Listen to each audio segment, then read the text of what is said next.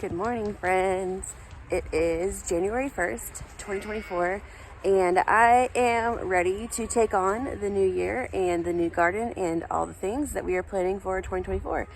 We had a really nice break and we're back, and now I need to catch up on everything for the animals and get started for January. We have seed starting in January, and I have some projects I need to finish before it starts warming up and we need to start getting stuff in the greenhouse. So I'm gonna check on the animals and then we're gonna get started. I really hate being away from my animals for so long, but we had a really nice time visiting my grandma in Pennsylvania. Get these guys some fresh water here.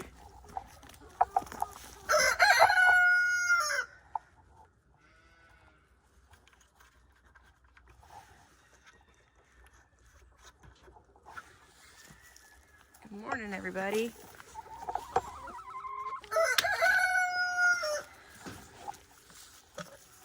Come on out. You guys ready?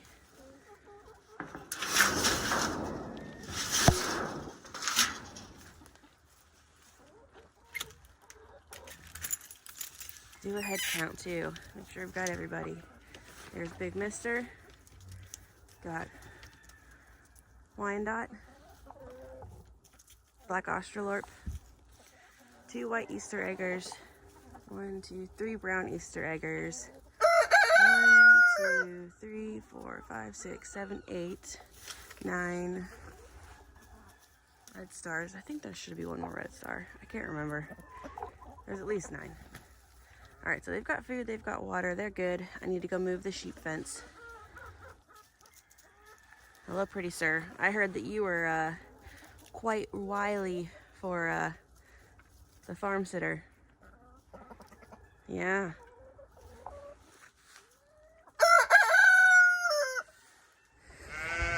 So the ram has started headbutting me. Not like super hard, but enough that it makes me nervous to go in there with him. So the kids are not allowed in with the sheep, period, at all right now. And I need to get their fence moved, but I want to have him locked up. Get them climbing the fence. I want to have them locked up when I move the fence. The girls are fine. They never bother anything. They never try to charge me or anything. But the mister here, he's a little rambunctious. So I'm going to try to give them some food and get them locked up in their stalls. And then I can move the fence without having to worry about anybody running me over. So let's go do that first. I misplaced the cord for my microphone before we went on our trip, so I'm hoping the audio isn't too bad. I'll turn this electric fence off real quick here. Battery's dead. Check on that. Why is that battery dead? You guys. All right, let's see. Hi. You need a fresh bale of hay too, huh?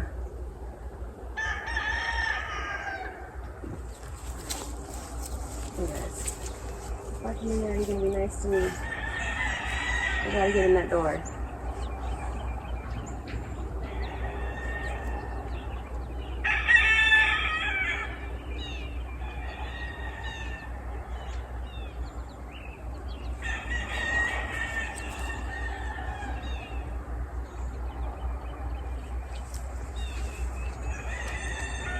Hey, buddy.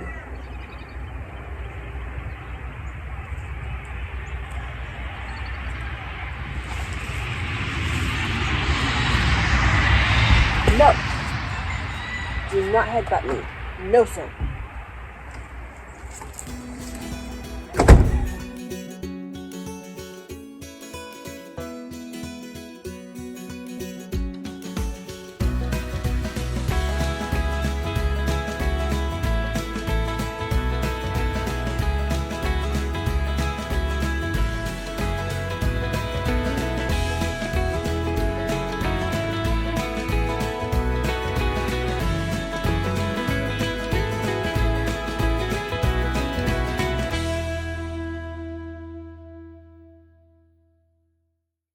All right, so we've got the new fence put in place. I put it so that I can walk in the gate, walk over to the door without having to worry about Mr. Caspian coming over and ramming into me when I try to walk to the barn. You will notice there is still some manure in here from when they were in here before. Stuff is just breaking down a lot slower than it was in the warmer months.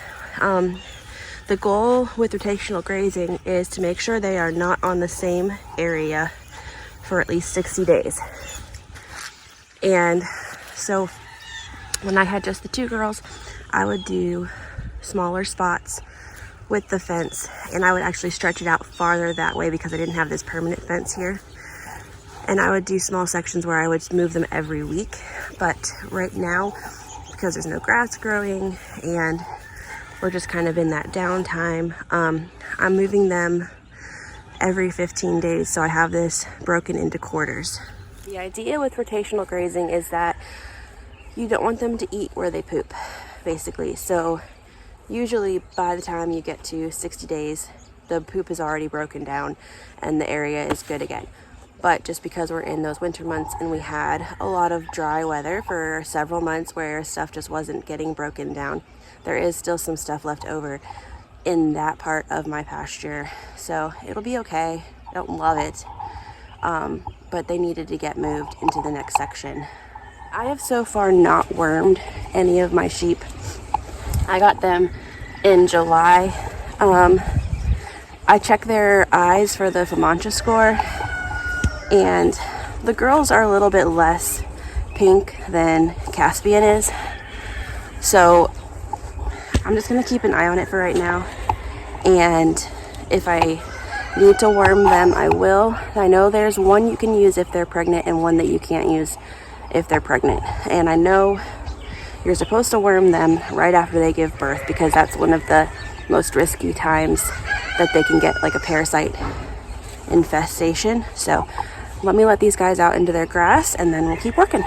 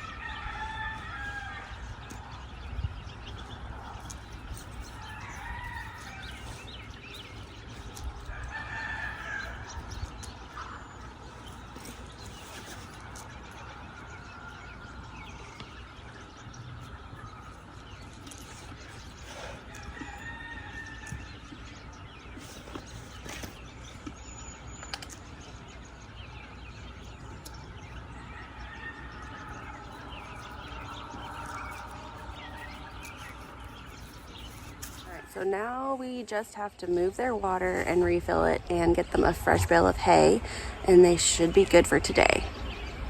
I think that's everything.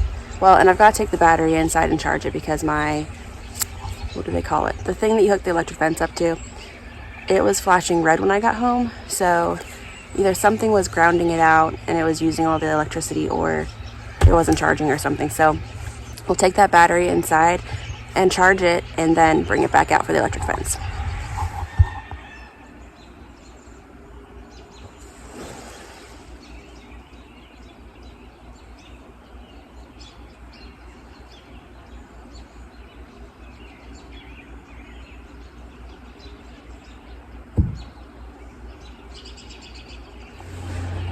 10 bales of hay was definitely not enough for this winter. After today, I'm going to be down to 3, and it's January 1st. During the summer, they were only eating half a bale of hay every month.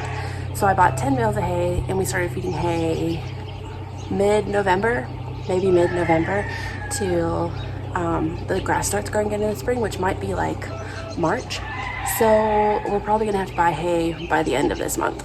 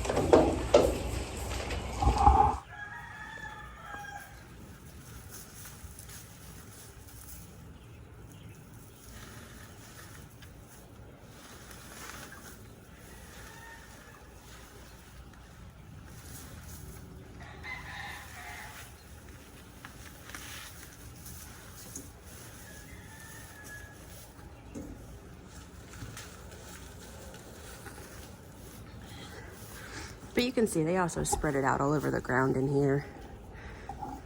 And they lay in it. Once they spread it on the ground, they won't eat it. So some of it just turns into bedding. Do you hear all those birds flying around and chirping? They must think it's spring. Hey, last year it was in the 70s in February, so we'll see.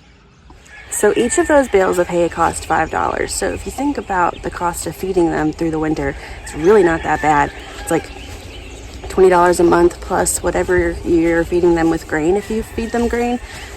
So it's really not bad at all. And then when they're in milk in the summer, they hardly eat any hay. I give them alfalfa and grain mixed together. You cannot give alfalfa to the boys, but to the girls I give alfalfa and grain.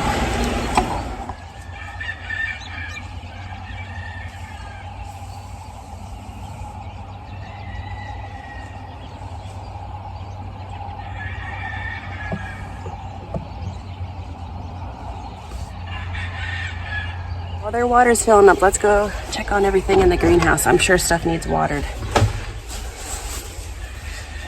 Okay, let's look. This is a strawberry. It doesn't feel bad. This is comfrey. This is orange mint. These are all orange mints that I'm propagating. These tall things were holy basil that got mixed into the potting soil, so they weren't expected to survive the winter. This is an elderberry bush in here that's got to get moved. I've got some flowers over here that are enjoying the greenhouse. Rose bush back there, redbud tree, and more elderberries. Let's see over here. This is a Brussels sprouts. Both of these are Brussels sprouts. This one got way more sun when I had it outside than this one did, and it's a really big size difference. This is broccoli in here. Now these are all seedlings I started in the fall and never got them outside. Looks like there's some aphids on that one. But this is one of the things I'm running into is these were started like in August. They should be way bigger than this, but I think what's happening is they're growing a certain size in the pot and then they just stop and they don't grow anymore. And when I buy plants from people, the plants are huge in these tiny little pots. And so I'm thinking that's where the fish emulsion is going to come in, is that it's going to push it to grow, so that when it gets to be time to put it in the ground, it'll be much more long than these ones are here. So that's what we're going to try this spring. There's a cute little kitty saying hi. All right, one last thing for today. We are going to start our very first seeds of 2024. So I have my 2 seeds here from my tea plants, and we are going to kind of create a little greenhouse for them, just using some throwaway containers that I got from an event. And they have a clear plastic lid. It will keep in the moisture and it'll act like a little greenhouse. So we are just going to fill these up a little bit here.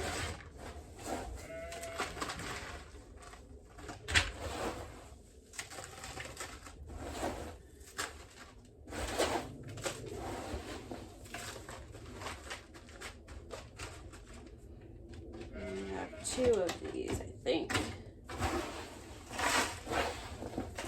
This doesn't need to be like amazing, awesome soil or anything. This is from my potting mix, but it's been sitting out here for, I don't know, maybe a week or so, so it's a little bit dried out. So we'll just add some water to it.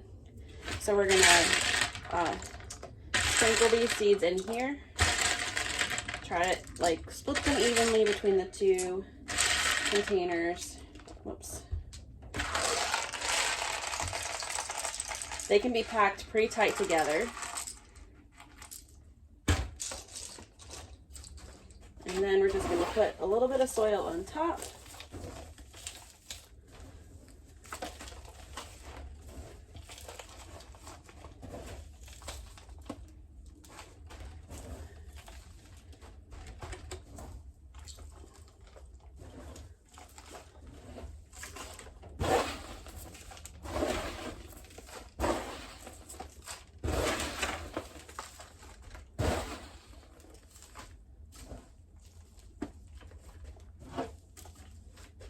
We're going to just wet those a little bit, put these lids on top, and I'm going to leave them in a nice warm spot in the house.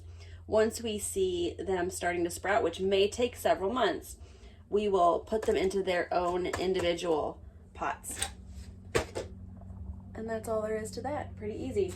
So, day 1 of 2024, gardening done. We're also going to get some chicks started since it is January 1st and it warms up here early, so I like to start my chicks in January and then I have them available for sale before the rest of the stores have them in. So we're gonna get our incubator set up. We'll probably put eggs in there today and tomorrow.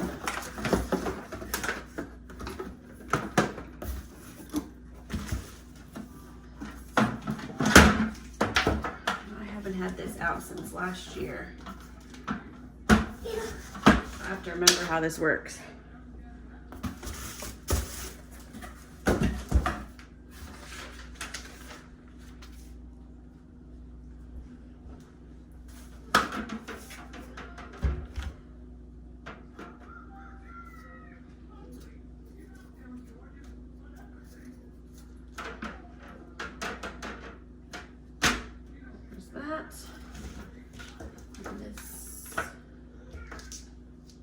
This plugs into here, egg turner.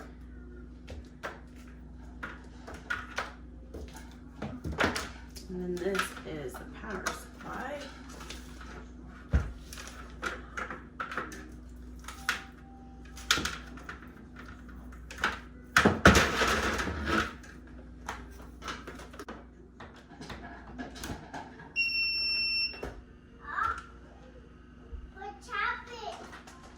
We are getting this warmed up.